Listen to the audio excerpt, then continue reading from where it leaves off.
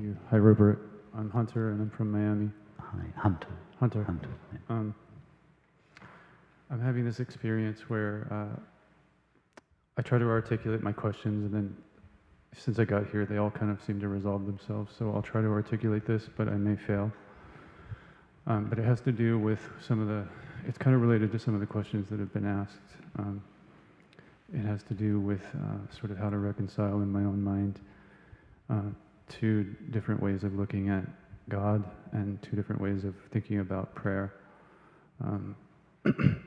And I guess to set that up, I have to say a little bit about my own experience.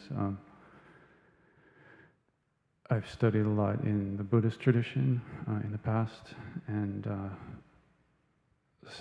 non-duality as well. And on the one hand, I have this experience of what you seem to be pointing to a lot, which is the non-dual understanding of awareness or consciousness as the divine, as the expression of the divine in our own experience, which can't really be said to have any form or any, it can't be pointed to, right? And it's hard to, like you said, it's hard to be in relationship with it because there is no distinction between subject and object to be in relationship with something. On the other hand, I have this other kind of experience of the divine, maybe a little more closely to what Devin was referring to as like the divine intelligence. And the way I've come to that is through a 12-step program. And in that model, in the 12 steps, you come to develop a relationship with some kind of higher power of your own understanding. And in that process, in that relationship, this higher power is able to operate in your life, and your life begins to move in a different direction. And I'm able to see my relationship to God, to my own understanding of a higher power. Sometimes I call it God, sometimes I call it divinity, source, creative intelligence of the universe. I mean, they're all just different names for this thing that doesn't have a name other than I am, right? And in relationship to that, from that point of view, my relationship to it is somewhat devotional. And my prayer, when I relate to it, is somewhat petitionary, right? I ask for guidance, and then I feel like I receive guidance, and I can feel in a palpable way the operation of this divine intelligence in my life, guiding me in ways that they're beyond my understanding, but I'm not sort of creating them, or I don't feel like I'm imagining them. There seems to be this way that through the setting of intention and that petitionary act of prayer, I can align myself with that divine intelligence, and life just seems to flow more smoothly. And when I don't do that, then I'm back on my own self-power and my own ego, and life just seems to devolve into some form of self-imposed misery. And so I have these two ways of thinking about the divine. One is non-dual, and one is more like me being in relationship to something. I don't think of it as like a being out there like I did when I was 10 years old, and I thought of the man with the white beard on a cloud who hurls thunderbolts and gets upset when we misbehave. It's not that sort of God anymore to me, but there is this sense that I'm in relationship to this divinity. And I guess in a rambling way, where my question is going is, how do you reconcile these two forms of prayer? The prayer of non-duality, where I had a glimpse of it this morning in the first meditation session, where I just fell into a place where I was just resting in being, and there was nothing to be said, there was nothing to do, and it was so peaceful. And that is, as I think you would say, that's the highest form of prayer.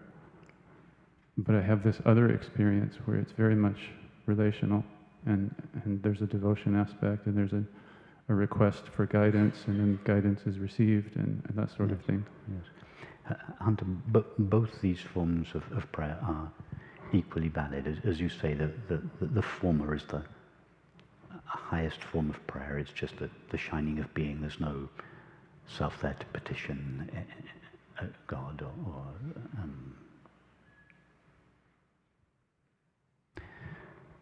but whenever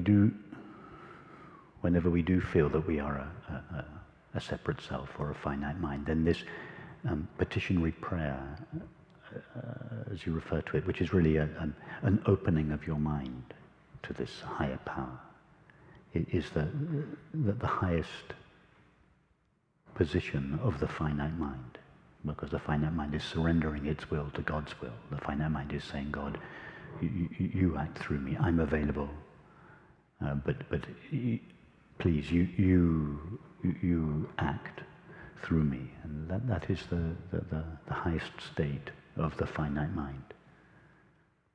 So whenever you find yourself as a finite mind, you can, either of these two alternatives are possible. Either the former, where the finite mind doesn't approach God or petition God. The mind asks itself, but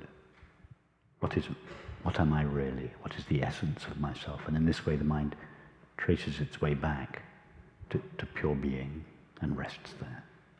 That's the first form of prayer. Or the finite mind can go in the opposite direction, can go seemingly outwards and surrender itself to the higher power, or petition to the higher power to say to God that thy will, not my will, be done. And that is it's equally valid. So which to choose? Just take whichever path in any moment feels to you to be the one you're instinctively drawn to at any moment. It doesn't matter which path you take. The first path is perhaps more contemplative. You're just here in the morning, your eyes are closed, you're not acting, you're not relating, you're not thinking, you're not required to do anything. But when you're out in life, when you are required to think or to act or to relate, that means as an apparently separate self, then that would be the time, possibly for the second type of prayer, when you simply surrender yourself to God and you ask God to act in you and through you. It makes me think a little bit of what Buddhism talks about as the two truths, relative and absolute. And what you're describing as the former is more like from the absolute perspective. Yes, that's very true. But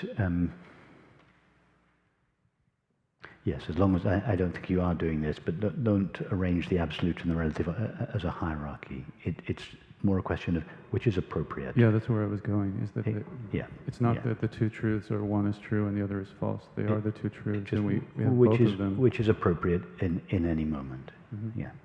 Thank you.